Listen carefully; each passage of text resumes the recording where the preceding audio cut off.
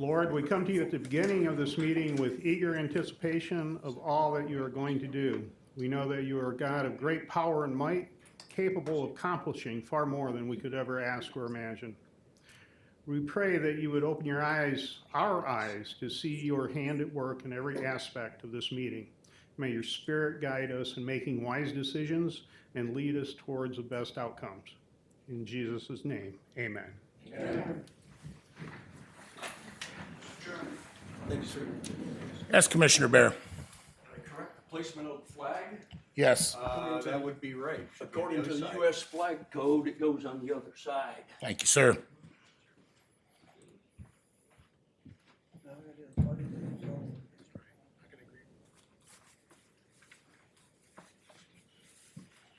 Sorry for doing that. Thank you, Commissioner Bear. Takes us to item 4, roll call. Yes, Mr. Chair. Commissioner Bear, Present. Commissioner Walls, Here. Commissioner Kennedy, Present. Commissioner Duckham, I am here. Commissioner Pulaski, Here. Commissioner Willis, Here. Commissioner Williams, Present. Commissioner Snell, Here. Chairman Shotwell. We have a quorum, Mr. Chair.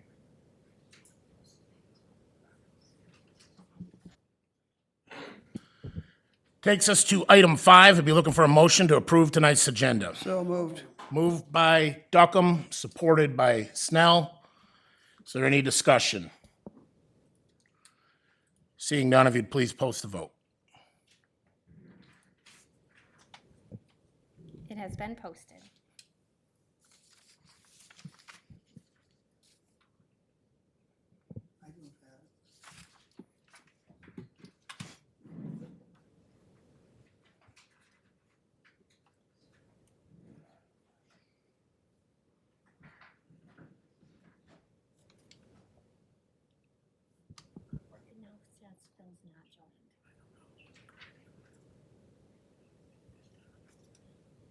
Are you a yes, Commissioner Duckham? Yes. Is that unanimous? Thank you. Passes unanimously. Takes us to item 6, awards and recognition, of which there are none. Takes us to item 7, communications and petitions. Are there any communications or petitions? There was one brought prior to the meeting that I will give to the clerk to distribute to other commissioners from Rosemary Tanner. Takes us to item 8, special order public hearings, of which there are none. Takes us to item 9, the first opportunity for public comment.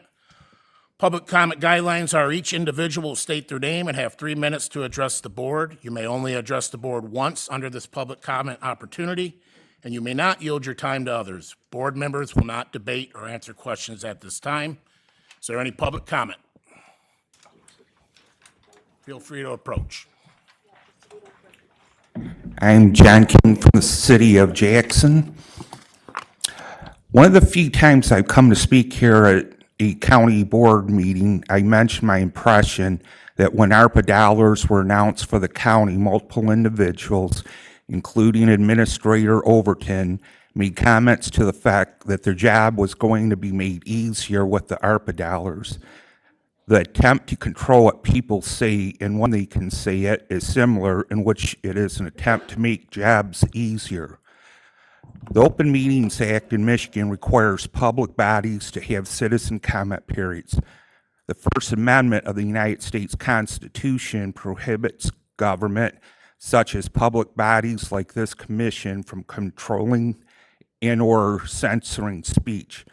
I have to credit Chairman Shotwell for not trying to censor the speech in the last meeting with all the anti-law enforcement individuals speaking at the last meeting, including some that tilted toward vulgarity. He was following the law. I wish I could say the same about our mayor and city council.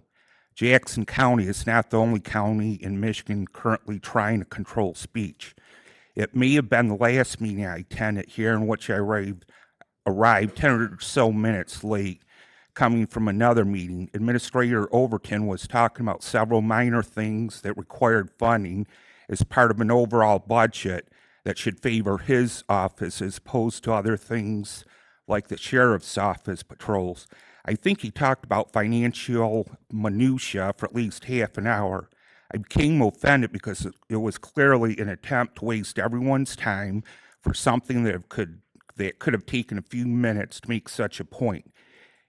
He makes several times the per capita income of the county. Of course, since that time, dollars were found to fund help for the administrator's office, but not so with public safety. I encourage this commission not to try to make jobs easier either for commissioners or the administrator. I strongly disagree with many of those speaking at the last meeting. Rather than grab his sign back, I would have rather have seen Commissioner Beer grab that woman by the back of the head and pound it up against the wood in front of him to knock some sense into her. Sir, we're not going to talk about violence during public comment, okay?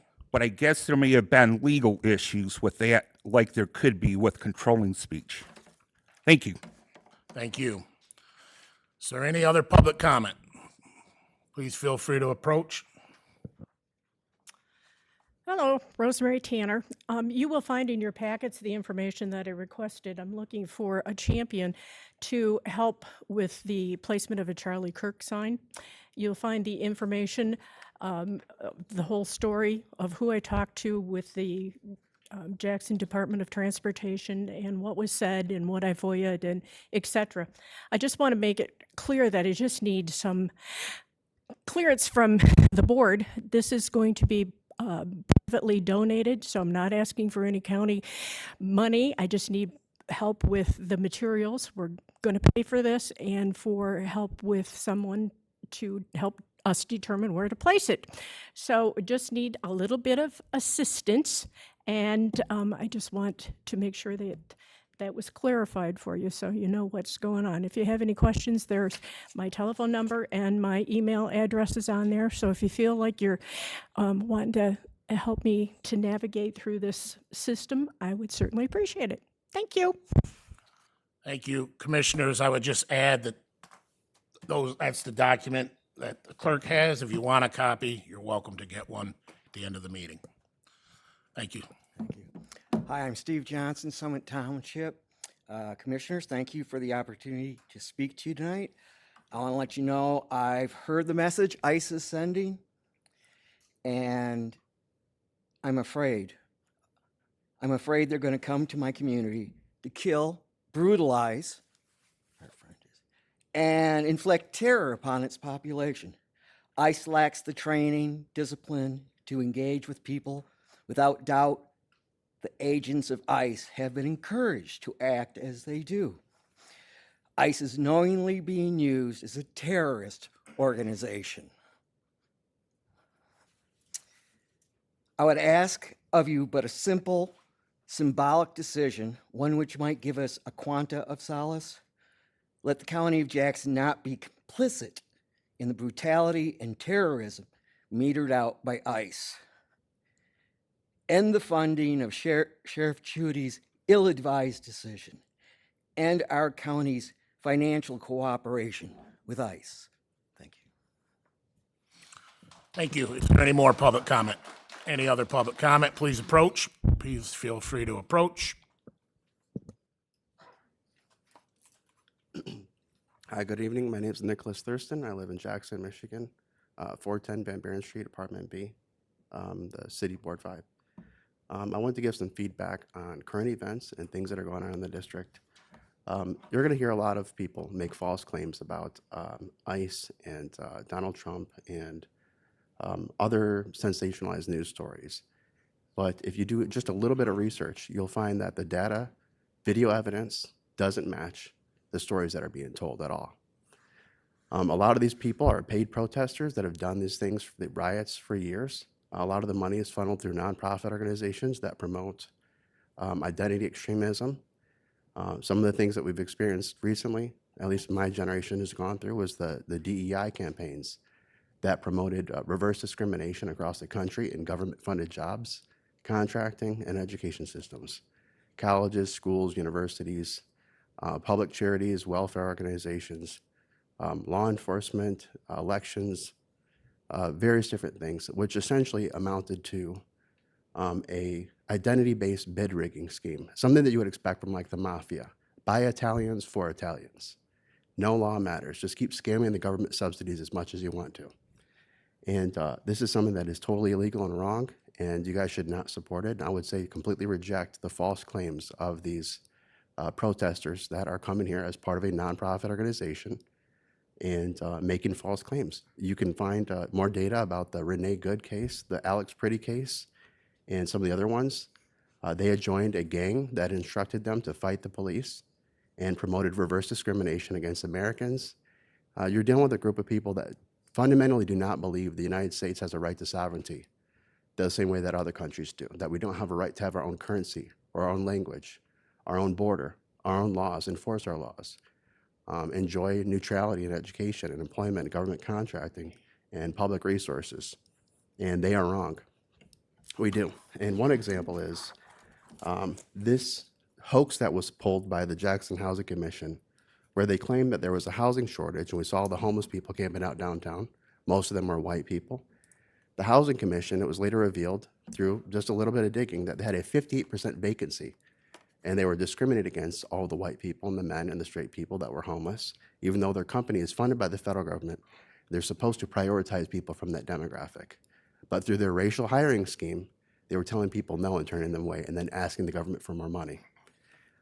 Now the T.A. Wilson School building is occupied by former employees that were fired from the Housing Commission and Keisha Hamilton, a famous school board member who says all white people are evil. And we were told that this is going to be a homeless shelter and a warming center, but really it's now an identity extremist hangout place. Thanks for your time. Thank you. Any further public comment? Thank Good you. evening. My name is Thomas Ori. I'm a resident of County District 8 here in City of Jackson. And I'm here tonight to ask the Sheriff's Department to end its 287G agreement with ICE in Jackson County. I'd like to address what's been said publicly about this agreement. The Sheriff's Office has stated that only individuals arrested and who also have outstanding warrants for serious or violent crimes will be targeted under 287G. This is misleading and inaccurate.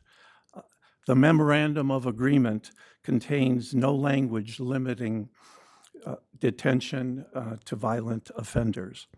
The agreement explicitly authorizes local law enforcement to execute administrative immigration warrants issued by the Department of Homeland Security based on an individual's alleged immigration status.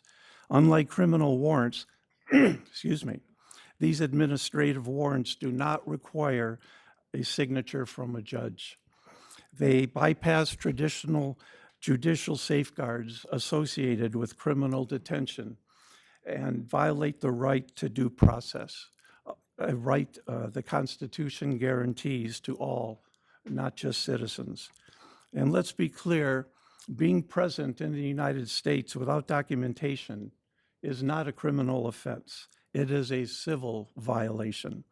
Yet internal DHS data shows that more than 400,000 people arrested by ICE in the past year, roughly 40%, had no criminal record at all and were reportedly arrested solely for their immigration status. Only 14% were accused of a violent crime. Given these facts, how can anyone guarantee that only dangerous individuals will be affected? The last of the agreement, the text of the agreement does not provide that protection, and federal enforcement data does not support that claim. This will not deter crime. It will entangle Jackson County in a federal enforcement agenda at the expense of our budget, public trust in local law enforcement, and the families and communities who call Jackson their home. Thank you very much. Thank you. Further public comment? Hi, my name is Lindsay and I live in Grass Lake. And I am also here to urge the Sheriff's Department to not be partnering with ICE through this agreement. So it's no secret that the United States immigration system is broken. But what ICE has carried out over the past year at the behest of the executive branch is unprecedented in scope and consequences. So according to Department of Homeland Security's own data, nearly 400,000 people were arrested between January 2025 and January of 2026. The majority did not have violent criminal records. During that same period, at least 32 people have died in ICE custody, and this was the deadliest year for the agency in 2 decades. Many of those deaths involved medical neglect or systemic failures in care. All occurred while individuals were held in government custody, far removed from meaningful oversight and accountability. Hundreds of additional complaints have documented inhumane conditions and abuse inside these facilities. These cases are showing why we should not be aligning the Jackson County Sheriff's Department with this federal agency. This agency is repeatedly accused of using racial profiling and traffic stops to target undocumented immigrants. It relies on these administrative warrants that require no judge's signature, and these are treated internally as sufficient authority to enter private homes. When constitutional safeguards are treated as optional, local governments and those within their jurisdictions are the ones who pay the price. So these practices do raise serious 4th and 14th Amendment concerns, and then they also expose the agency and any local government who assist it to significant legal liability for unlawful attention and due process violations, and likely any damage that happens in the city when they are here. So I do not believe this is a risk that Jackson County should be assuming. Thank you. Any further public comment?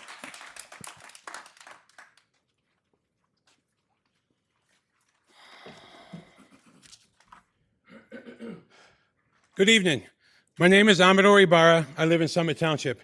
I'm here to ask the Office of the Sheriff of Jackson County to withdraw from the 287G memo of agreement.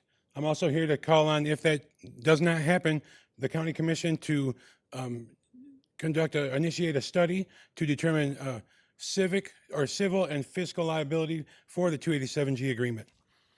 For the following reasons: beyond the constitutional and human rights concerns surrounding this program, the 287G partnership program should be terminated until an in-depth study can show that this will not have serious financial implications for the county. Under 287G agreements, counties are responsible for all personnel costs, including salaries, benefits, and overtime, as well as all administrative and detention costs, all of which we taxpayers will have to pay. For more extensive partnerships, the real costs have been in the millions of dollars for counties across the country, such as Mecklenburg, Prince William, and Maricopa counties. Although the federal government may provide partial reimbursement, more often than not, counties front the full bill themselves, and this will certainly be the case for Jackson County. But perhaps more relevant to our case is the extensive legal liability this opens up Jackson to, as courts have repeatedly found ICE detainers violate state and federal law. Municipalities that willfully sign these detainers and enter into partnership with ICE have been successfully sued for constitutional violations, including unlawful detention, violations of the 4th Amendment, and denial of due process under the 14th Amendment. For Maricopa County, lawsuits stemming from their 287G enforcement have already cost $70 million in legal fees and court-ordered monitoring, even as on a federal level, ICE itself reports defending more than 350 tort claims, with the collective restitution sought by plaintiffs valued at over $55 billion. The Supremacy Clause of the United States Constitution provides no immunity to federal agents who break the law while on the clock. In the same way, local governments acting at ICE direction remain fully liable for constitutional violations, and it will be Jackson County residents who will foot the bill. We are not in control of what happens to people after leaving the Jackson County Jail, but as active partners with ICE, we are liable for it. Every violation and overreach exposes Jackson to legal risk and the costs associated with it. The simplest question I have for the county commissioners present is this: do we really want taxpayers to bear the financial and legal consequences of enforcing civil immigration laws? Jackson County says no. Until there is clear evidence that this program can operate without threatening constitutional protections or imposing enormous fiscal and legal burdens on all of us, Jackson County should terminate its 287G partnership immediately. Thank you very much for your time.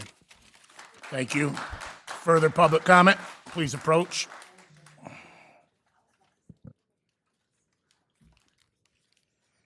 Good evening. My name is Jennifer Gallagher, and I'm a resident of Summit Township.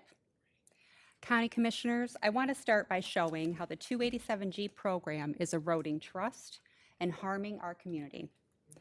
This program does not just pose a risk to public law, to trust in law enforcement.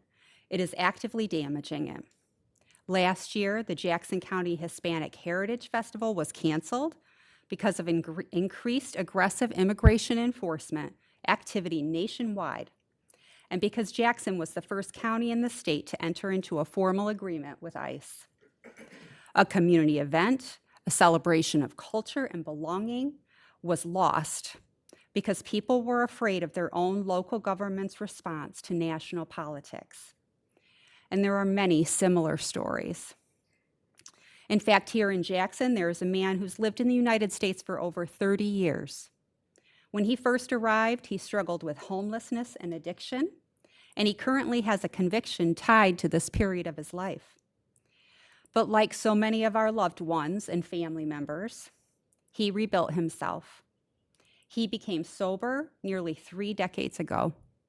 He became a Christian, married a U.S. citizen, and today he is a full-time caregiver for his wife, who suffers from dementia.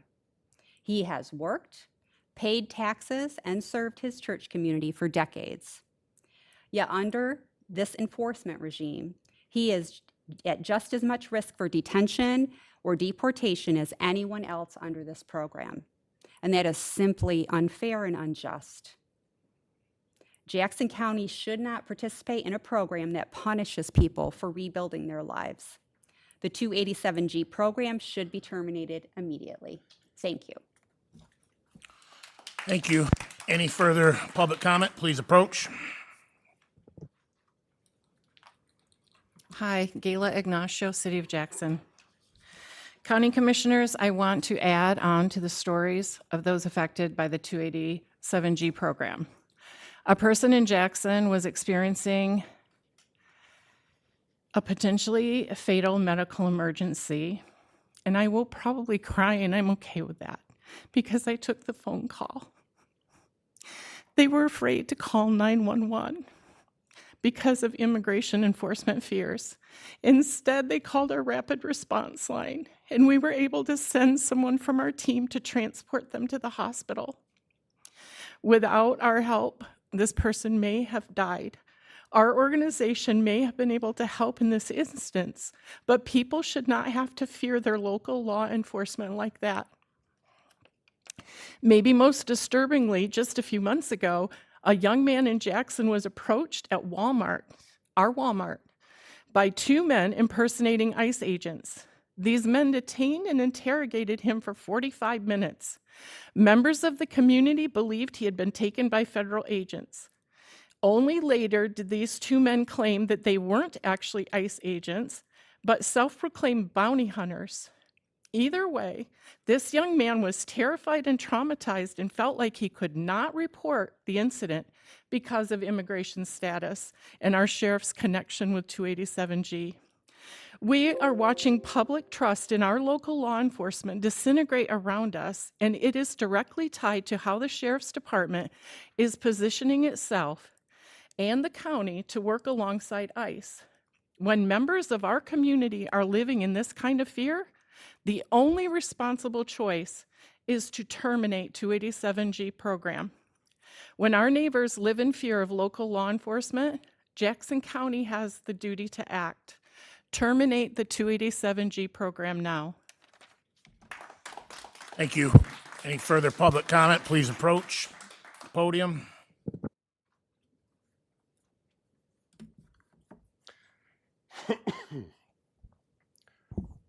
Hello, my name is Cole McEldowney and I live in Pleasant Lake. For all of us who have grown up and lived in Jackson County for years, we know the very real challenges that our community faces every day. Throughout my life, classmates, friends, loved ones, and neighbors have been directly affected by the worst of the opioid epidemic and unmitigated gun violence. At the same time, over 30% of households in this county live below the ALICE threshold. That means that they're asset limited, income constrained, and unemployed, but struggling just to meet the basic cost of living. Nonetheless, the Sheriff's Office insists that the county's limited resources, personnel, and time are well invested in a program like 287G that opens up the county to legal liability and diverts attention from the issues that truly affect our residents. In studies conducted by organizations spanning the political spectrum, from the libertarian-leaning Cato Institute to Penn State University, 287G programs have shown no significant impact on overall crime rates. Meanwhile, communities across the country have shown how negatively they impact public trust in law enforcement and disproportionately impact the most vulnerable members of our community. When it comes to being a pawn in Washington's agenda, Jackson County is not just passionately opposed, but we simply can't afford it. Our local government has a responsibility to prioritize the safety and well-being of its residents. Terminating the 287G program is not just the right legal and moral decision. It lives up to the true meaning of the words public safety. Thank you. Thank you. Any other public comment? Please feel free to approach. Hi, thank you for letting me speak tonight. My name is Rachel Warner, and I work for State Representative Kathy Schmaltz, and she just sent me here with a short update for you all. First of all, she wanted to thank everyone for your prayers and cards and calls and texts recently. For those of you who don't know, her only son, Chris, passed away recently after a very brief illness. So she just wanted to thank everyone for your support during this difficult time for her and her family. In terms of what she's working on in the State House, two of her main goals for the upcoming year will be she's looking at cutting property taxes and different things related to that. And she's also focused on ways to make life more affordable, including healthcare costs. So there was already legislation that was passed for hospitals to show you their costs up front and no hidden surprise costs, but she just wants to take a closer look on the affordability of healthcare as well. And then also recently, the cell phone bill passed bipartisan in the House and Senate, giving teachers and school administrators the legal backing to limit cell phone use in the classroom. There will be exceptions for emergency needs or other flexibility if people do need that, but this will just give less distractions in the classroom for teachers and students. And then two more things that Representative Schmaltz is working on is the caregiver tax credit, and she's also working on legislation for oxygen treatment for veterans with PTSD. And as always, please reach out to her office if you need anything or have any questions, or you can reach out to me. I have cards with me if you'd like to talk after. Thanks. Thank you for the update. Any further public comment? Good evening, County Commissioners, our County Clerk. It's good to see Commissioner Kennedy at the chairman's seat, even if it is temporary, and it's really good to see Commissioner Duckham back and feeling better, so thank you for that. I come here today in support of an agenda item of changing the agenda. And many of you know, not all of you, know I'm not new to coming up here and speaking, or city council or anywhere else. And maybe a year and a half ago or any other time, I wouldn't have suggested this, but I am supportive of changing the agenda to have agenda items only spoke about in the first public comment period and anything that comes to mind in the second public comment period. I know other communities do it. I believe Napoleon does it. I just happened to be looking at their agenda and noticing that one day. And the reason being, I was at the last county commission meeting, and yes, I was here to support the sheriff and support his efforts to help other law enforcement agencies, including the Department of Homeland Security. But I was mainly here to see a topic on the agenda, and that was the Grow Jackson Farmers Market lease agreement that you all are going to talk about. I also had a friend of mine or acquaintance of mine that was sitting here waiting to see if he was going to be appointed to the Region 2 Planning Commission. So you come in here to look for an agenda item, and then you have to sit through 2.5 hours of what I call worthless nonsense, because the items that were talked about that day, and currently even today, have no effect or no decision with the county commissioners. It's an issue that the sheriff, and it's his decision only. So my point here is, you've got 21 items on this agenda today. I suggest you get to the business of the county commission, this is what it is, and have the agenda items related to the agenda. And people are here for legitimate business, like to see if you're going to be appointed to the Region 2 Planning Commission, can get that over, and then you guys get paid to sit here and listen to the things that don't pertain to the agenda. So I highly encourage passing the change to the agenda that's been proposed. Thank you. Thank you. Is there any other public comment? Good evening. Melissa Hiller, Summit Township. Good evening. I was just sort of wanting to revisit last month, what was tolerated, what was celebrated, and I'm going to start with a quote. "Tonight was a great, peaceful protest. That's what we should be about." And Commissioner Willis, those were actually your words. Your words in closing, and respectfully, we have very different definitions of what peaceful means. So what a peaceful protest would look like, because I thought we spent 4 hours in the same room watching the same behaviors. And I'm not sure if you stepped out of the room for several hours. I don't know what happened, but for some reason we walked away with very different views of the night. And so I just wanted to say the room that I saw was a threatening environment. There were constant interruptions, no self-control, verbal attacks, and a proven lack of respect for others, including law enforcement, as many shouted while the undersheriff tried to regain order. And it was much like a preschool teacher trying to help them understand the whole concept of turn-taking and not talking over people. And he was booed and talked over during that time, ironically enough. So I watched the snatching of a commissioner's personal property that was and then it was self-justified and applauded because it was triggering, I guess, to the room. So to me, that's not the behavior of a hero or peaceful. That's the behavior of the mentally, emotionally unstable. And even though it was just a piece of paper, I was disturbed that it wasn't, that anyone was allowed. I see these now, so that's how peaceful it was. We had to do this, but it really bothered me that she was allowed to rush the bench like she did. And even though it was just a piece of paper, but it did make me wonder, since there was no protection or respect for a fellow commissioner, that made me wonder first if had it been a different commissioner, I don't know if the response would have been a different one. I also wondered, just considering that there were no lines drawn that night, there were very few regulations or boundaries.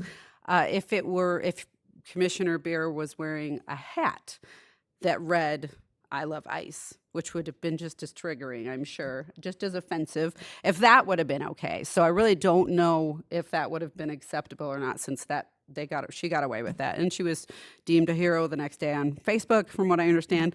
So, but I found it really troubling at the end of all of that they got praise for their behavior, grown adults who refused to act civil. So I actually do have more that I want to say, but part two. So thank you. Thank you. Any other public comment? Good evening. Good evening, Commissioners. I'm here to comment tonight on the report that was recently released by Drive Jackson. This report, for those who may not be aware, was funded by a $50,000 contribution from this body. There's another $50,000 contributed to help create this report from Jackson, the City of Jackson, Jackson City Council, and this report is purported to be a 20-year strategic vision for Jackson County. And I had a chance to review the report, and it really just struck me how it reminded me of sort of a bag of potato chips. It was just very devoid of nutrients, caloric, maybe a few bites taste good, but then it's the language, just kind of a lot of empty language, cliche language, and things of that nature. And I think it's very important because the point was brought up before how very, very, very easily a report of this nature is 67 pages in length can be generated these days by AI. And I thought of this because just a few days ago there was a story in the business press about a Chinese AI company. It's called Seedance. And Seedance announced that they are able to create via AI a full-length, like 90-minute full-length Hollywood cinematic style movie with a simple prompt. That's it. That's all it takes now. That's literally all it takes. We're not even talking about a prompt to create a 15-second video of two cats fighting with samurai swords. We're talking about a full-length cinematic movie. And here's where it gets interesting. We, and several people, have had a chance to review specifically the language used in the Drive Jackson report.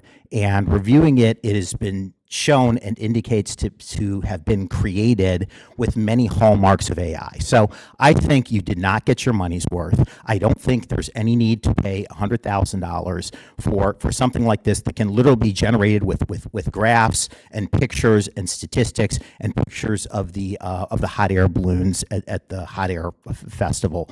I actually hope, I want to thank all the commissioners who voted against awarding $50,000 for the creation of this report. And I'd urge everyone else to actually look at it carefully and ask yourselves, is this really meaningful? Does this really move the ball down the field anyway? Is this really of any substantive value? And I'd like to review this more at length. Obviously, this is a 3-minute public comment, but it's my intention to continue discussing this matter to come. So thank you for your time tonight. Thank you. Is there any other public comment? Please feel free to approach. Hello, my name is Mary Greenman. I live in Leone Township, lived in Jackson my whole 71 years of life.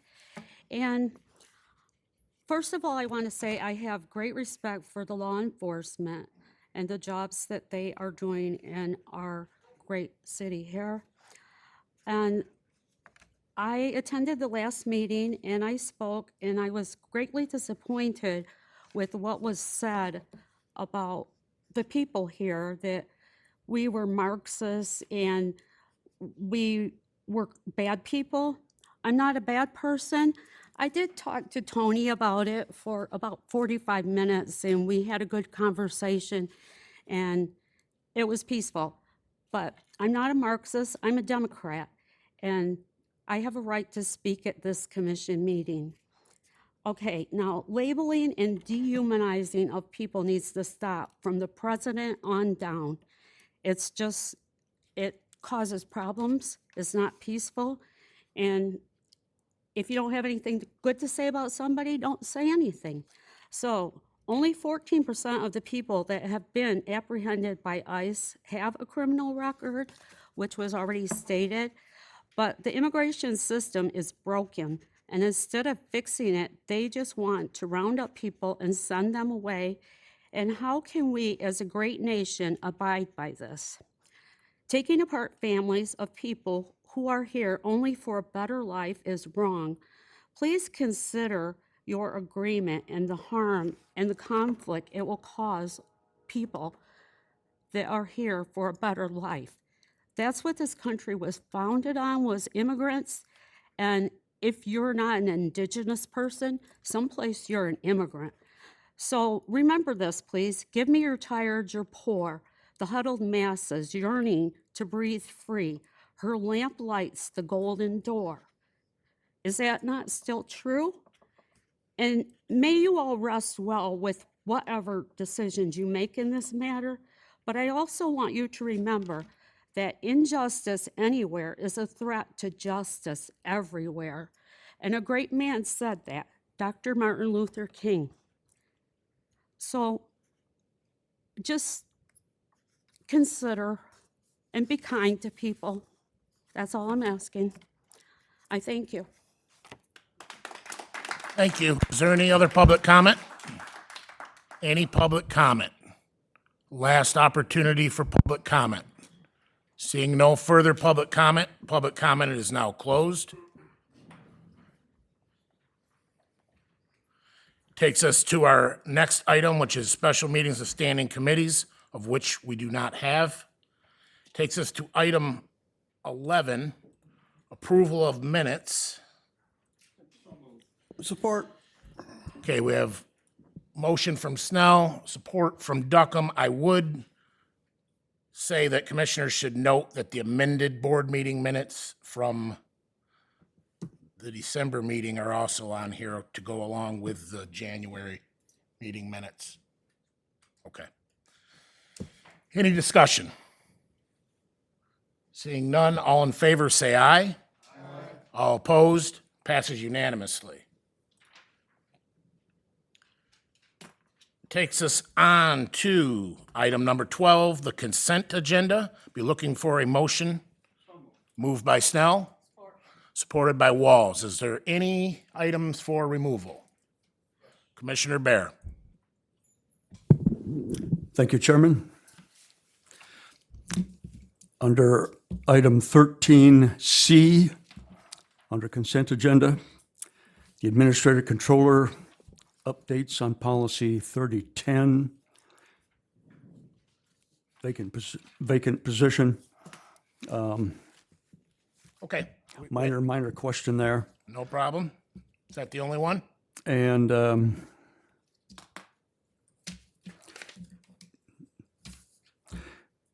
actually, scratch that. That's such a minor question. I'll just ask the administrator.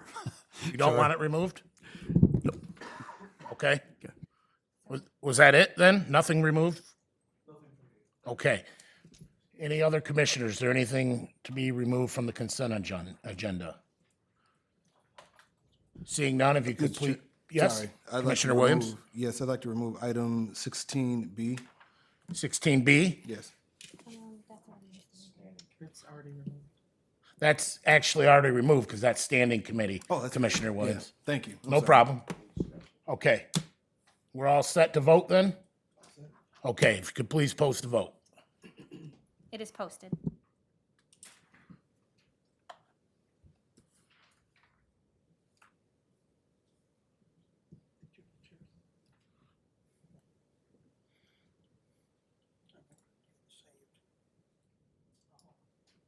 Motion passes unanimously. Thank you. That'll take us to standing committees. We'll start with Public Safety and Transportation, of which I chair. We have an appointment tonight.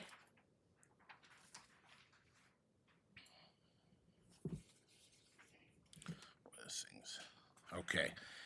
And if commissioners will remember, we had to go back to the item at the end of the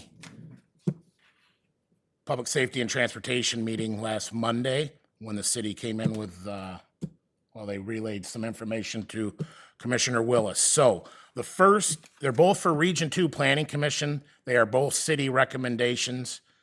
The first is for John O'Connor. He was the applicant. He's also committee recommendation. Is there any other nomination?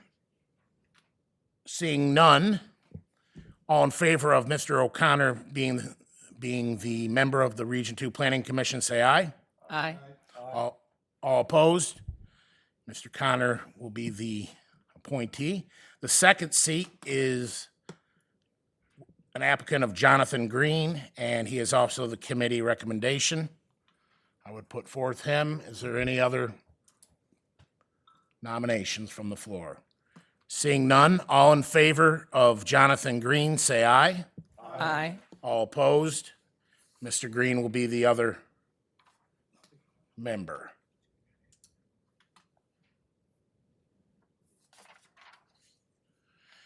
Takes us to Standing Committee, General Government, chaired by Commissioner Phil Duckham.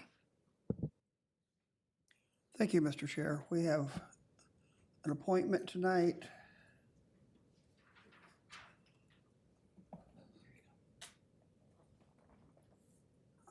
For the Material Management Committee. The representative of a business who's produces manageable items. The applicant was Sean Abrams. Is that Abrams? Adams? Mr. Adams will be Yes, sir. nominated. Is there any other nominations from the floor? Seeing none, all in favor of Mr. Adams, say aye. Aye. All opposed? Mr. Adams will be the nominee.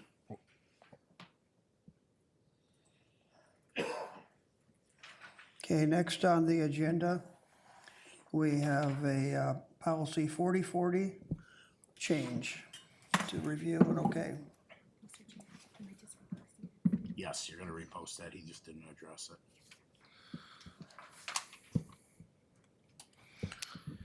So this was brought up by Administrator Controller Overton. The red line version is in there. If you have any questions, happy to answer those, but there was some previous discussion at study session regarding this. Is there any commissioner discussion on this? Be looking for a motion of approval. So moved. Moved by Duckham, supported by Bear. Is there any discussion? Commissioner Pileski. Thank you, Mr. Chair. In every legislative body I've served in, I always let people know when I'm going to be a no, and that will be the case on this. I think part of our job is to take care of our agenda and deal with all the things we have to deal with, but it's also to listen to what people have to say, even if it's not part of our agenda. So it will be my privilege to vote no on this particular amendment. And thank you, Mr. Chair, for the opportunity to express my opinion. Thank you, Commissioner Pileski. Any other commissioner comments? Commissioner Willis, and then we'll move to Commissioner Williams. Thank you, Mr. Chair. I think Commissioner Pileski kind of uttered my feelings, but I do think it's very important that we offer an opportunity for people to come in and speak. I think it's somewhat inequitable to ask a person who may not be able to stay for our full meeting, but may need to give some input into the things that's going to take place in that meeting. So I think in opportunity, to purposely be equitable and offer that opportunity to every citizen in our community, I think it's important that when they come, they're given that opportunity to voice their opinion. So I'll be a no as well. Thank you, Commissioner Willis. Commissioner Williams. Thank you, Mr. Chair. I'll be voting no on this policy for the preceding comments as well. Thank you. Nothing further. You're welcome. Commissioner Duckham. I'll be supporting this policy change. Our employees, people that come here to introduce themselves, to apply for a committee that they wish to choose on, they're residents of the county also, and they deserve to be heard. And nobody's not going to be heard. It's just we want to take care of the business first. We got managers that have to get up, go to work in the morning, or have family at home. They get here and they need 2 minutes to do their business, and then we can send them on their way. Then we'll sit here all night, listen to you guys that want to speak. I don't know how the rumor got going that you weren't going to speak. Another misnomer. I will be supporting this. Commissioner Bear. Thank you, Chairman. The changes in this policy do not prevent people from expressing their opinions. They just have one opportunity instead of two. But they can still get here and say anything they want. So I'll support this. Okay, is there any other commissioner comment? I would just like to provide a little bit of clarity from Commissioner Willis's comment and Commissioner Bear's. There are still 2 opportunities for public comment. the first public comment is germane to the business at hand on the agenda. So we most definitely want the input from the community in that first comment period on what we're actually going to be voting on. Yes, Commissioner. So you're saying there will be an opportunity, but with that opportunity is pushed to the end of the meeting, is that correct? No, sir. So they will be allowed to speak in the first public comment on any subject? No, germane to the agenda. So the very first public comment is limited to the agenda items? Correct. So if a person wanted to come to speak about their street or something that took place that's not on the agenda, they couldn't speak about that? That would be in the second opportunity for public comment. Yes, Yep. sir. I just wanted to be clear, because initially you said they wouldn't have an opportunity to talk about the business on Right, hand. and they before the would. end of the meeting. And they will in the first public comment. If it's Of on the agenda. business we're conducting. No, I'm talking yeah. about just general, whatever their general concern is. If it's not on the agenda, they can't speak about it. Correct. So. But your first statement was they couldn't speak on the business, and I No, wanted to my clarify first statement they was they could. could not speak about whatever their concern was that wasn't on the agenda in the first public comment. Okay, well, I appreciate the clarification. It's not what I heard the first time. Thank you. All right, is there any other commissioner comment? Seeing none, I'd ask for a roll call vote. Yes, Mr. Chair. Commissioner Walls. Yes. Commissioner Duckham. Yes. Commissioner Pileski. No. Commissioner Willis. No. Commissioner Williams. No. Commissioner Snow. Yes. Commissioner Bear. Yes. Chairman Kennedy. Yes. 5-4 passes. Oh, excuse me. 5-3. I'm terrible with numbers. That's okay. It's all right. 5-3. Thank you. Thank you. Commissioner Duckham, do you have any? That's all the business we have to conduct tonight, Mr. Chair. Thank you, Commissioner. Takes us to item 17, Standing Committee Human Services, chaired by Commissioner Earl Pileski. Commissioner Pileski, the floor is yours. Thank you, Mr. Chair. We have an appointment to make tonight. And I'm going to tap dance while I find the file here. There we go. This is for the Department on Aging Advisory Council. It's a fairly large council. If anyone has interest in serving on this, we will have additional vacancies too. We have currently 3 seats that need to be filled for the term expiring December of 2026. We have had 1 applicant, Robert Dangler, who has expressed interest, and he is the recommendation for 1 of the open spots, Mr. Chair. Thank you, Commissioner Pileski. Are there any other nominations from the floor? His name is Mr. Dangler, correct? Yes. Sorry, I'm not seeing it. Okay. All in favor of Mr. Dangler being the appointee, say aye. Aye. All opposed?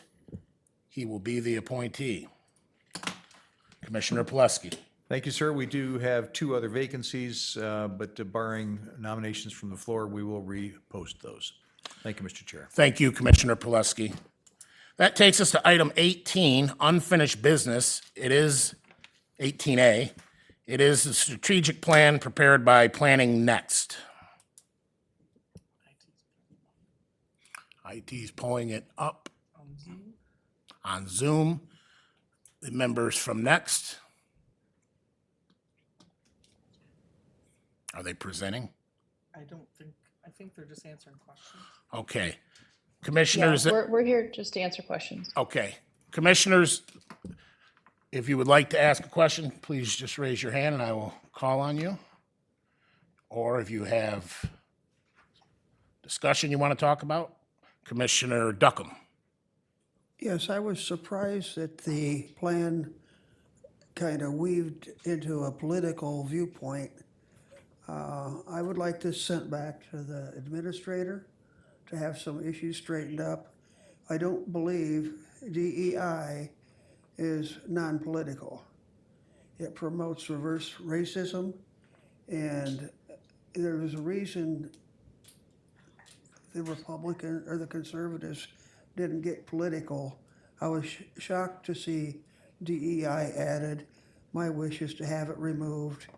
And I think we should send it back to administration and have that done, hopefully. Okay, are you making a motion to send it back to administration? That'll be a motion. A motion by Duckham, is there support? Support. There's support from Bear. Is there discussion on the motion on the floor? The motion is to return the plan to administration for further analysis. Commissioner Bear. This strategic plan was presented to us at study session, and it was discussed, and many comments were made. I made several comments. None of my comments were incorporated into this change. One commissioner, his comment was incorporated here. And I feel in a very devious, underhanded approach. This was presented to us at study session under a certain title for the strategic plan. It was presented to us for tonight under the same title, and it looks pretty much the same document. It is not the same document. If you look at your copies,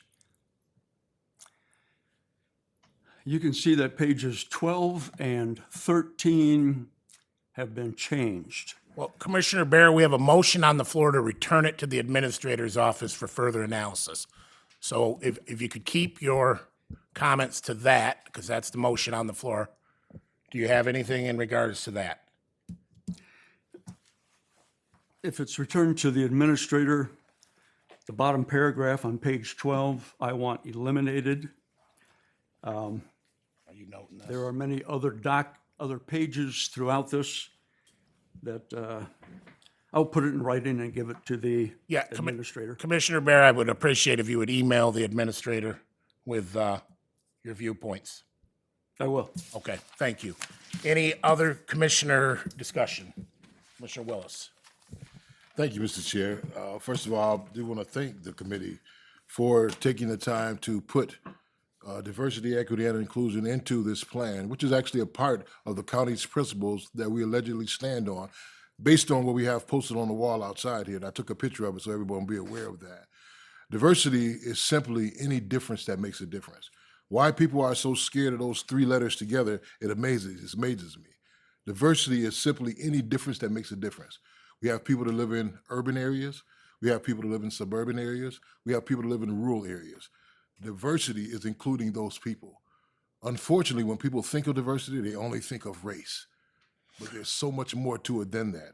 All right, Equity, I'm speaking to what he referred to in DEI. It's going back to the committee. I'd like to have this time. We'll allow them to speak. We'll do that in commissioner comments. Right now, we want to be germane to the motion on the floor. Motion was made, and in making the motion, he discussed diversity, equity, and inclusion specifically. Okay, well, it's not in the motion, but okay. So I'm responding to what he said. All right. Equity simply means I walk into this room with 100 shirts, and instead of saying, here's a shirt, one size fits everybody, I stop and I make sure I bring in a shirt in everybody's size. Because if I bring one size fits all, me and Corey are not going to be able to fit those shirts. Inclusion simply means that we have a plan that we're working on for this county. And instead of just saying, these are the people we listen to, we're including the people in this county. Not just the people from the city, not just the people from where Earl is, people from that's all it is. But when you put those three letters together now, it's become political. So I have no problem with sending back to the administrator, because I think there's a lot of other things where we need to mention equity as well. But I want to be very, very clear about that point. Based on what the county says we believe in, what we have posted on the wall, that's why it's in there. Thank you, Mr. Chair. You're welcome, Commissioner Willis. Commissioner Snell? Thank you, Mr. Chair. Too much feedback from wearing the headphones. What I have to say, I hope, is germane. I looked at the study session. As you know, I was on vacation, looked at the study session. The document, there was a change, why ever, I don't know. But I did notice that this diversity, DEI, and belonging doesn't quite match up to our stated policy that's on the wall out there. And I think that needs to be looked at to make sure that it works together. That would be my comment. Thank you, Commissioner Snell. If we have no questions for the members of Next, I'm going to let them go. There's no need to waste their time. They can communicate with Administrator Overton, and we'll go from there. Thank you for coming tonight. Thank you, Commissioners. Yeah. You've already spoke once, Commissioner Duckham. We're going to keep it germane to the motion, which is returning it to the administrator's office for further evaluation. Do you have any specifics to that? Yes, sir. I would like to know, when it gets to the administrator's office, why it was added to one document, not the other. It wasn't there during study session. Okay. And somehow it got in there for us to approve. This is it's a different document now. Thank you. And I would encourage you, the same I did Commissioner Bear and Commissioner Willis, put your thoughts in writing to the administrator in an email. Any other commissioner comments? If not, would ask you to post the vote. It has been posted.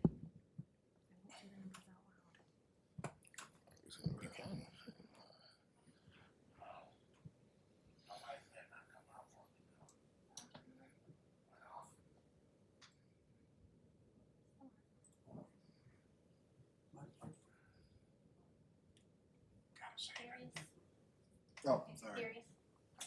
Sorry. I didn't look.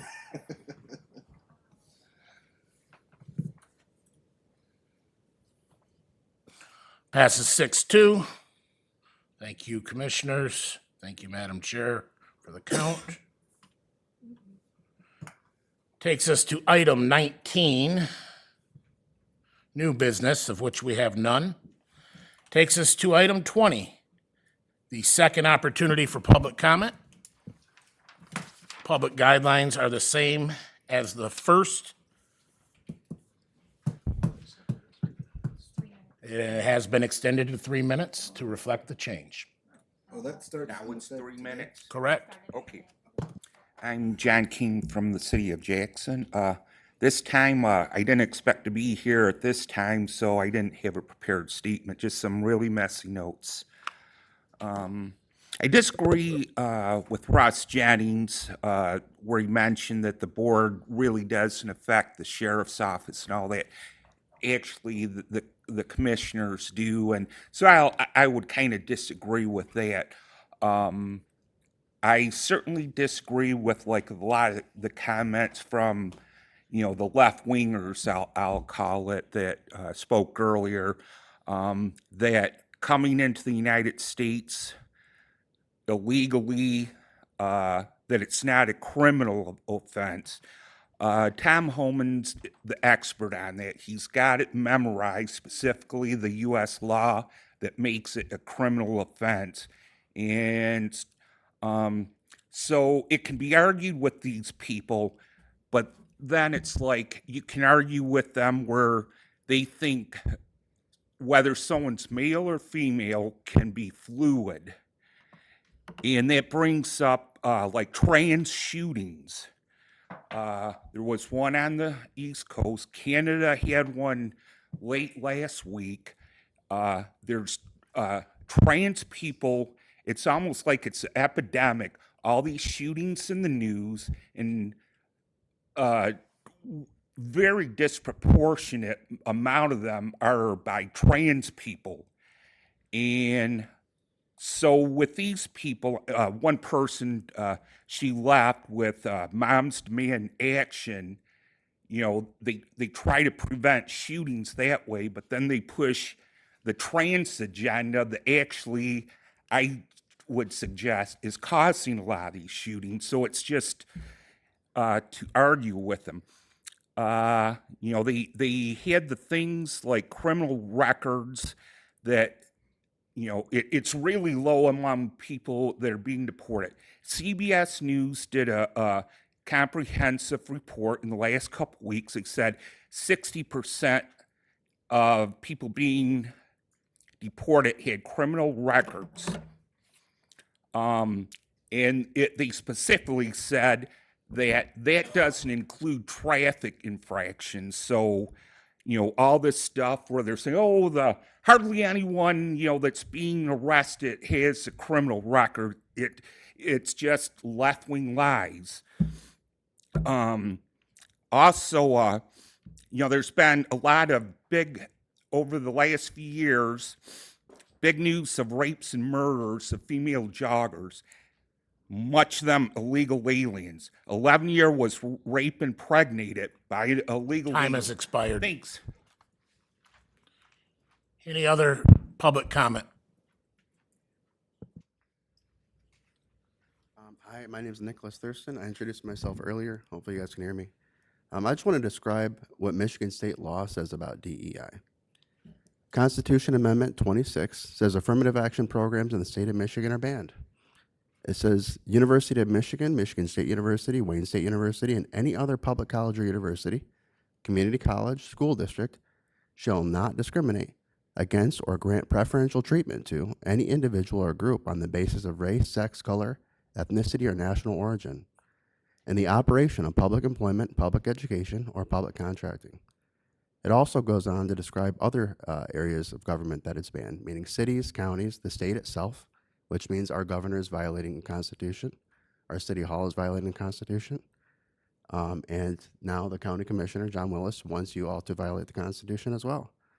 Why does he care so much about this? Well, his job, he is the DEI director for the city of Jackson government. They hire him because of the color of his skin, not because he's good at anything. He's never been good at anything in his life. They hire him because he increases diversity. And what does John Willis go on to do? Hire other people who have the same skin color as himself.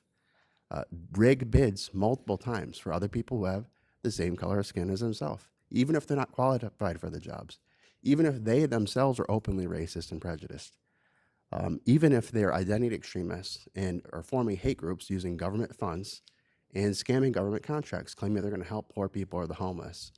And like I said, the T.A. Wilson School Building is an excellent example of that.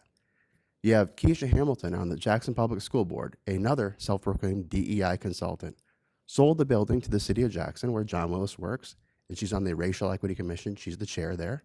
She made international news for saying all white people are evil. She refuses to leave the school board. She refuses to step down from the city of Jackson Racial Equity Commission, yet her company received multiple contracts from the city of Jackson to help poor white people. How do you think they were treated? Terribly. They lied about the supply of housing. There's about 15 million vacant houses and apartments in the USA, and there's about 30 million illegals. And we see all these businesses, mostly nonprofits, welfare agencies, the education industry, the healthcare industry, granting preferential treatment to people based on their national origin, which is not the United States. So if you have an exotic sounding name, or you have an accent from another country, or you were born somewhere else, or your parents were from somewhere else, or you have a dark skin complexion, or you're LGBT, or you're a woman, we see government-funded businesses across the entire country and even other countries in other parts of the world that are doing reverse discrimination. So it's not just race. It's worse than that. It's 10 times worse than that. And you guys should vote to ban it. It's already banned in the Constitution. You'd just be doing something that's already in line with the laws that we have. The whole point of this is to help us to gain neutrality, which is one of the key components to any successful nation in the entire world throughout human history. Not racial diversity, not Your time has importing- expired, sir. Thank you. you for your comments. Any other public comment?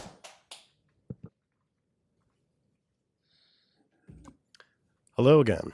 Cole McEldowney, Pleasant Lake.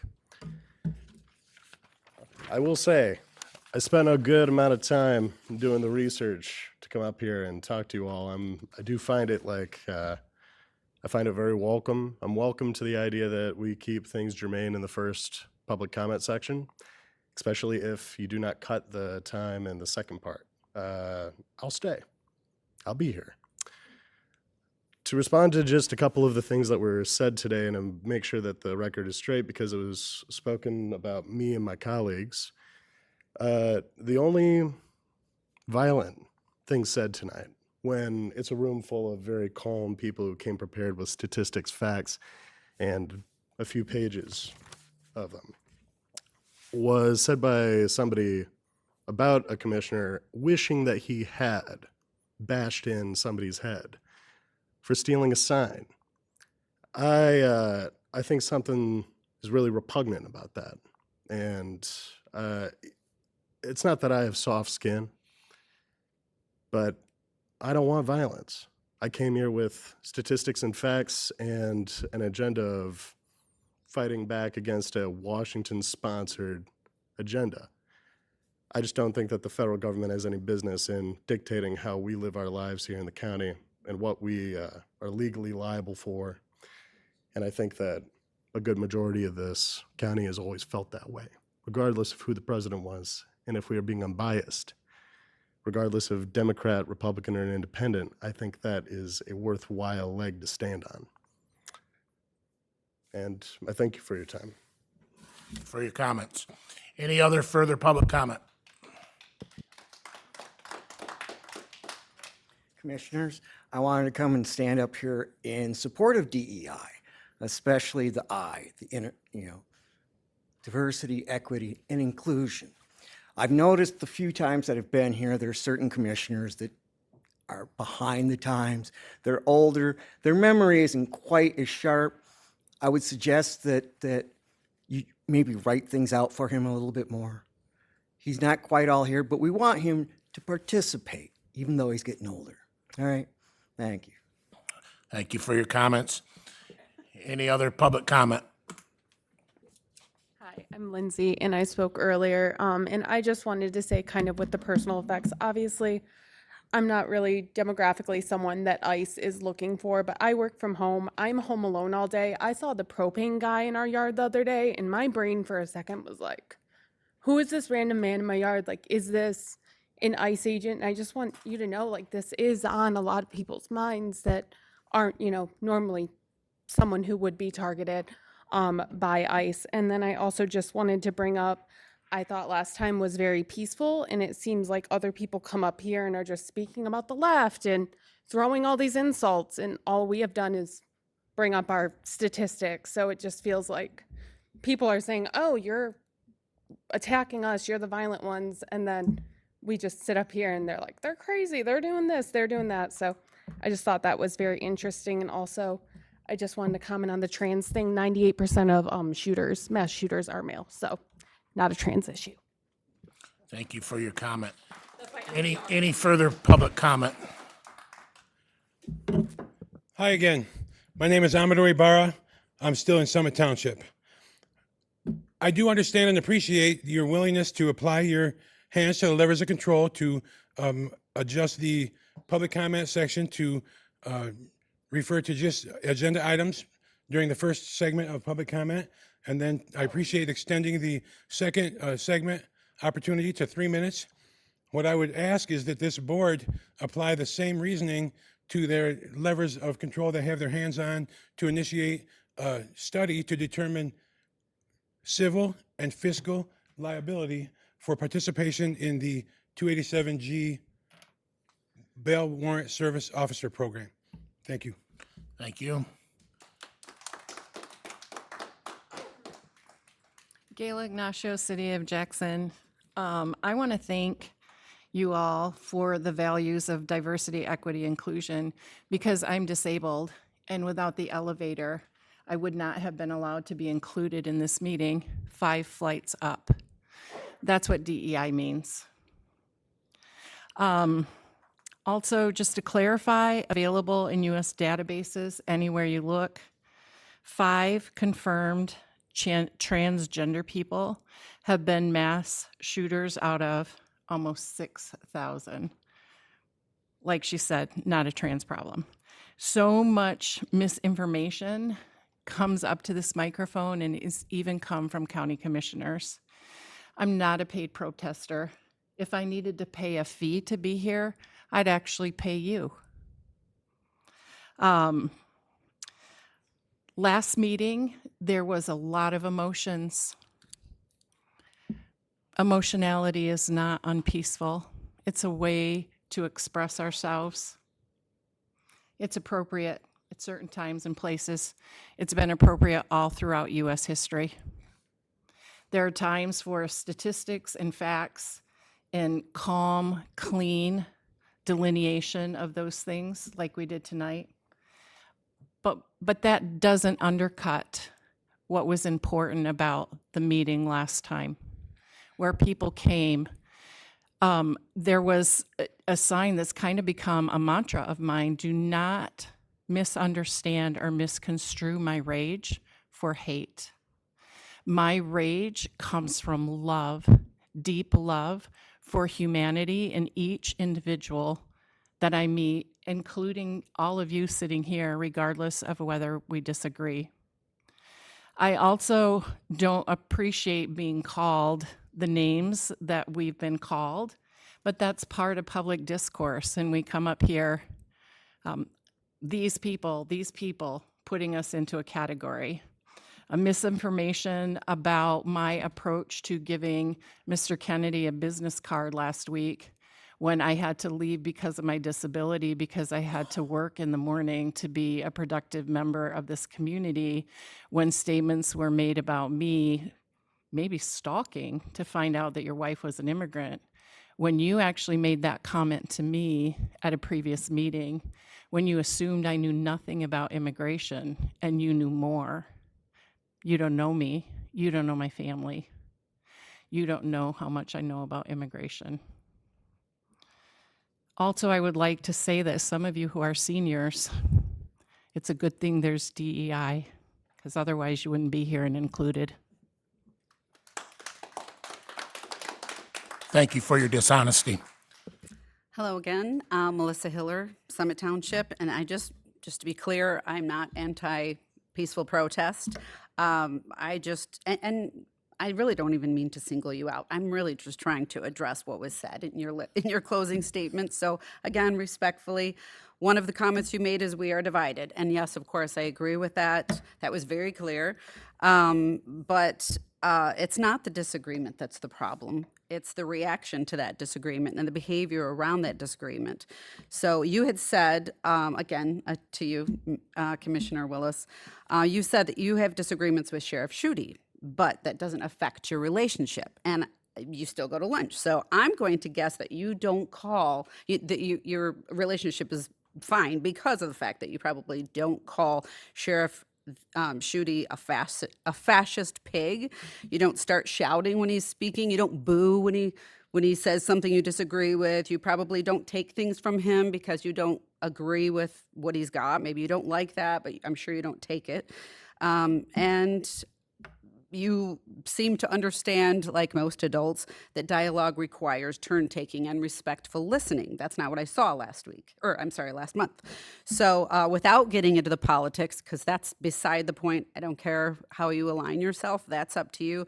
But what I found really interesting that I'm hoping that you will address is how you considered what I saw as peaceful. So if you could specify what exactly you saw peaceful, specifically gearing it towards, how the night played out, because I kept thinking, that would be great. Let me finish my sentence. But because I kept thinking, if I were a young parent with little ones and they behaved like that even for 5 minutes, we would have left. That would have not been okay for them to speak over people, to boo people, to harass them on their way back to their seat. I would never have high-fived them and said, hey, good job. I really like how you thought to grab that offensive sign over there. That was really good thinking. I mean, I just wouldn't encourage that. So to me, I realize you're nobody's parent here, but I think it's a disservice to not take your role or your position and maybe make it, instead of applauding that behavior, maybe agree that, yes, I'm in alignment with you. However, because I'm thinking maybe better help them to better navigate those emotions that clearly took over the night. So if you want to address that, I would appreciate it, because I would really like to know how you found it peaceful, and I found it so chaotic and hostile. So, all right. Thank you. I appreciate your time. Thank you. Any other public comment? Hi, my name is Isaac Furness. I live in Jackson City. I'm not very well spoken, and this is off the cuff, but as per the rules of the engagement for public comment, it was my understanding that our council members are not to be communicating with us during public comment. It is a one-way flow from us to them. So placing forward a sign of communication on paper that I would assume came from this building and is therefore not personal property, but county property, with a computer that was printing from the county property, again, that was a violation of the form of communication that was set up for this model of public comment. And when asked directly to take it down, the belligerence with which you responded was an intentional incitement to a reaction. And I would like to specify that that feels inappropriate, and to misconstrue that is also inappropriate. Thank you. Thank you. Is there any other public comment?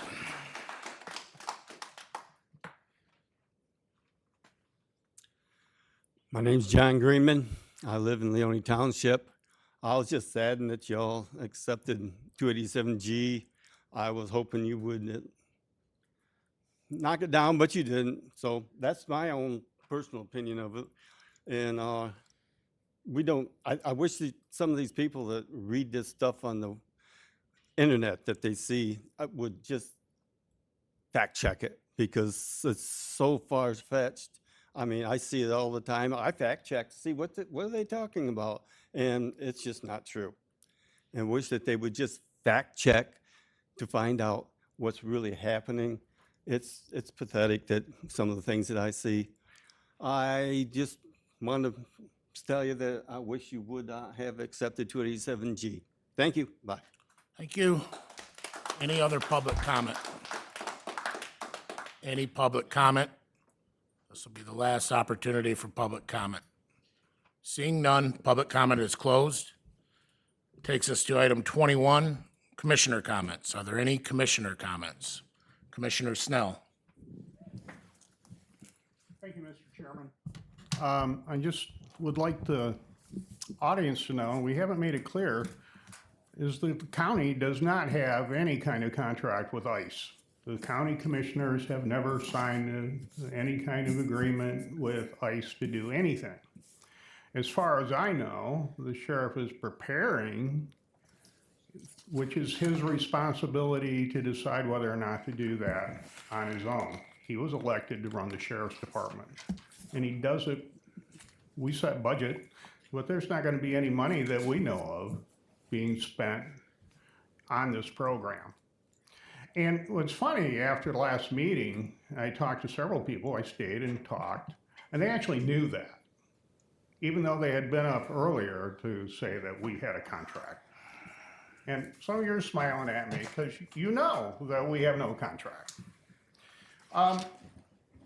And I'm looking at the fact that all of us, elected officials, including the sheriff and the clerk, we all, and all the law enforcement, take oaths of office that says that we're going to uphold the Constitution of Michigan and the Constitution of the United States, and actually in reverse order. And immigration control it's part of our government's responsibility, unfettered immigration. You know, I've always felt that a country without borders is not a country. Our President Obama, and you know this, deported over 3 million people. And I'll say non-citizens. I won't say illegal aliens. I'll say non-citizens. And I appreciate your passion. You can tell that you have a lot of passion about this issue. Nobody wants anybody taken or arrested who isn't a criminal. But crossing the border isn't a civil infraction. It is a criminal infraction. It's a civil infraction when you overstay your visa, where you overstay your green card, those kind of things. So I can appreciate your passion, but I'd also appreciate some acknowledgement of some of the facts in the case, which we may not like. I don't know of anybody in Jackson County who's been arrested by ICE. Have there been some? I'd like to see that. 7? It was Because there's not a lot of Commissioner illegal, Snell, we're gonna keep it or let's Commissioner call topics. them We're not having discussion with the crowd. non-citizens that I know of, and it'd be nice to get that information. I'd be happy to talk to you after the meeting. Because I want to be factual too. The last thing I have, I think, somebody talked about strategic plans. Those are just, it's a 20-year outlook. We can't say what that exact numbers are gonna be. It's a best guesstimate. Let's talk about what we have, where we would like to go in this county. I've worked with a lot of strategic plans with a lot of organizations. Ours is no different than any of those. So thank you for your indulgence, Mr. Chairman. Thank you, Commissioner Snell. I believe Commissioner Bear was next. Thank you, Chairman. Sorry for that. Before tonight's Board of Commissioners meeting, I attended the Fair Board meeting. The Fair Board is seeking a MDARD grant to do some repairs at Keeley Park to make things safer during fair. There are some around the bathrooms. At the fair, there's a lot of uneven concrete, uneven asphalt, tree roots, heaving concrete, and it is becoming a hazard. Some doors don't even open all the way anymore. And they're seeking a grant to get these repairs made. A comparison was made at the meeting, and I like this comparison. The owner of the property is the county and the parks. It's not the fair. The fair doesn't own the property. So the county and the parks is the landlord, and the fair is the tenant. The fair shouldn't be looking to get money to repair these serious trip hazards. That should be the obligation of parks through their parks millage, or the county through the county general fund. At the end of 2025, we put millions of dollars into contingency funds, and that's wise. Contingencies are just, we know something's going to come up, so we're going to put stuff aside for it. So what I'm saying is that there are, according to the fair, I can share this with people, or you can get it off the internet. The fair is assuming they need about $23,000 worth of site repairs to get rid of all these trip hazards, these hazards that prevent people with handicaps from using some of our facilities. So I'm asking the administration, please put this on the study session agenda. How are the landlords, the county and parks, going to fix this for our tenant? $23,000 out of multi-millions in contingency. We can find the money. Two other comments. I have a pretty good memory. I remember when Bill Clinton campaigned on removing illegals from our country, and he followed through on that and removed 13 million. I remember when George Bush campaigned on removing illegal border crossers from our country, and he removed 10 million of them. I remember when Barack Obama campaigned, and he wanted to remove the illegals from our country, and Obama removed 5 million. The head of ICE under Barack Obama's appointee was Tom Homan. Barack Obama gave Tom Homan a special medal for his efforts. So what's the difference? There were no complaints. There were no protests when Clinton, Bush, or Obama, or when Tom Homan previously followed the same laws and removed the same people. What's the difference? People are suffering from Trump derangement syndrome. Anything that's got their Trump name on it, they just go insane. It's one of the few communicable communicable mental illnesses. So if you didn't stand up and complain when Tom Homan was doing his job under Bush, under Obama, it's rather hypocritical to complain now. Third item, DEI doesn't belong in our strategic plan. Some states, including Florida, have banned DEI in their state governments. The Florida government said DEI stands for discrimination, exclusion, and indoctrination. The discrimination against everybody that's not a minority, exclusion from everybody to everyone that's not a minority, and indoctrination. So if you're not a minority, you got to go through these silly training sessions where they say you need to recognize your implicit bias. Well, I think every human being on earth has some implicit biases. That's just part of human nature. So that does not belong in our county government. Some elementary schools have actually done, I forget what they call it now. I'll get you a copy of the article. Have done with elementary schools, dividing them into lines in a classroom, trying to humiliate and embarrass certain kids. They line them up in two lines, oppressors and oppressed, so they can single out and humiliate and target the ones that some people consider oppressors. Well, I wasn't part of that population. My relatives fought for the North. My relatives fought to free the slaves. My relatives weren't oppressors, they were liberators. So DEI does not belong in our county strategic plan any way, any form. Thank you for your time. Commissioner Bear, Commissioner Willis, I believe you had some comments. Yes, sir.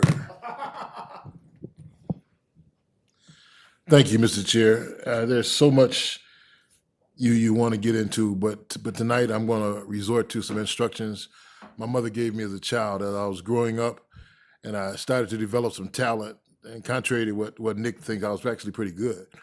And you get people to just hate on you because of your talent, just trying to do the right thing. My mother would always say, just be the moon. Be the moon. What does that mean, be the moon?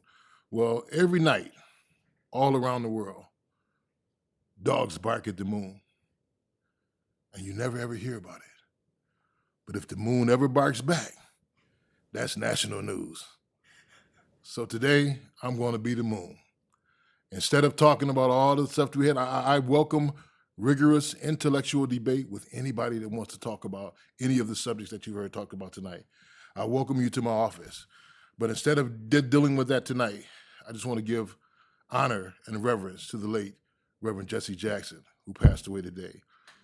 James Jackson. Andrew Jackson in 1984. I was able to hear him speak at 304 East Prospect, Second Baptist Church. He said to the people that day, "You don't know how important you all are. You have been important for a long time. You are giants. Act like giants. Vote like giants. Demand like giants." Reverend Jesse Jackson went on to help register millions of voters for our presidential elections in 84 and 1988. Gave his life negotiating peace settlements across the world. Different work working with the Rainbow Push Coalition to get fair wages for employees across the country.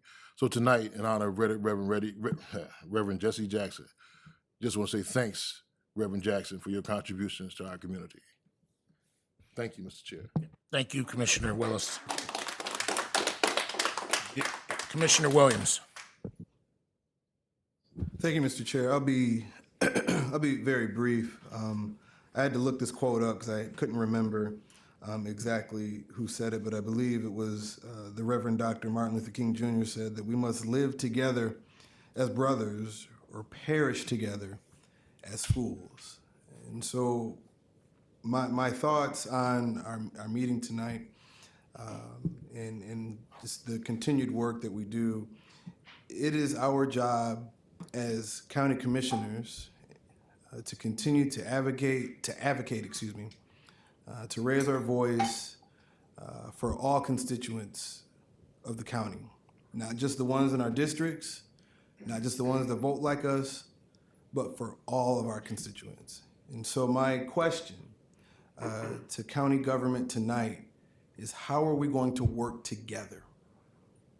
How are we going to work together? Are we going to agree on everything? Absolutely not. But are there ways to work through things so that everybody can do their job and represent their constituents? Absolutely. But it takes time, effort, and communication to do the job. Thank you, Mr. Chair. Nothing further. Thank you, Commissioner Williams. Commissioner Duckham. I have a comment tonight. I'd like to direct it towards the sheriff office, the sheriff and his department. I applaud you. I congratulate you. I appreciate you holding illegal entrance to our country. You're not arresting them. You're simply holding them for 2 days so ICE can get here. The ICE is the federal government. They're going to deport these people because they committed a felony. What's so hard about understanding that? Read the law. Thank you, Sheriff. Appreciate you and your men for doing that. And I also think that this 20-year plan was a total waste of $50,000. I didn't vote for it, and I won't vote for it next time. And you see where it got us. Thank you. Thank you, Commissioner Duckham. Commissioner Pileski. I'll be brief also, Mr. Chair. The barrier that we erected tonight, the red tape here, I don't much care for it. It's pretty flimsy. If somebody wanted to get past it, they could, but the symbolism is pretty strong that we're separating ourselves from those that we represented. And I don't much care for it. I hope that we can take that down in future times. Thank you, Mr. Chair. Thank you, Commissioner Pileski. I'll actually address that point because none of us knew this was going to happen until we got here tonight. Facilities is working on it. Really, the overall goal is that the platform that comes behind the diag here is not to be breached. But I do believe this is only temporary and will move away. And I will address that in the chair-vice chair meeting this Friday or next Friday, depending on if Chairman Shotwell is back in time. Secondly, I'd like to thank the audience and the commissioners for being civil and professional tonight. I think it's a stark difference from a month ago. I'm not going to point fingers one way or the other, but there were people that said inappropriate things from the Democrat point of view, and just like there was an individual who I would probably say is a conservative point of view that said something inappropriate tonight, and I intervened. We don't need that. We don't need to talk about how we're going to physically assault each other, that people are Nazis, or on the other hand, that people are whatever, dehumanizing them. And it's happened on both sides, and it really needs to stop.